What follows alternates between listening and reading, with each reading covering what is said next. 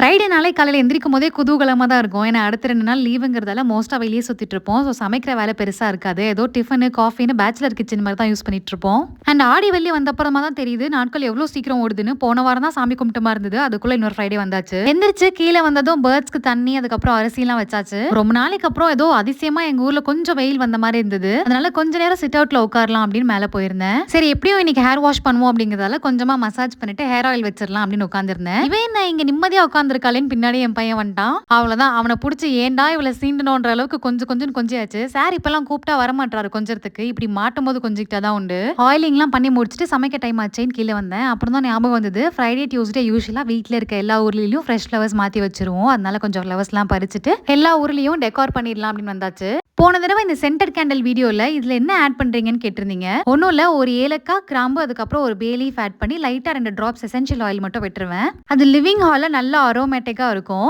டிவில devotional songs play பண்ண விட்டுட்டு சமைக்க வந்தாச்சு. மெனுல 2 நாள் வெரைட்டி ரைஸ், 2 நாள் சாம்பார்னு இருக்கும். மிச்சம் இருக்க ஒரு நாள் என்ன புளி குழம்பு தான். அதுவும் ஃப்ரைடேஸ்ல பண்ணும்போது கொஞ்சம் எக்ஸ்ட்ரா பண்ணி வச்சுட்டா வீக்கெண்ட் எங்கேயாவது வெளியே போயிட்டு லேட்டா வந்தோம்னா கொஞ்சம் யூஸ் ஆகும். நம்ம வீட்டுல ஒரே டிஷ்ஷை வேற வேற பேர் வச்சு கொடுத்தா ஏமாந்துருவாங்க. அதனால போன வாரம் பூண்டு குழம்புன்னு சொல்லி கொடுத்தேன். இந்த வாட்டி சின்ன வெங்காய புளி குழம்புன்னு சொல்லி கொடுத்தாச்சு.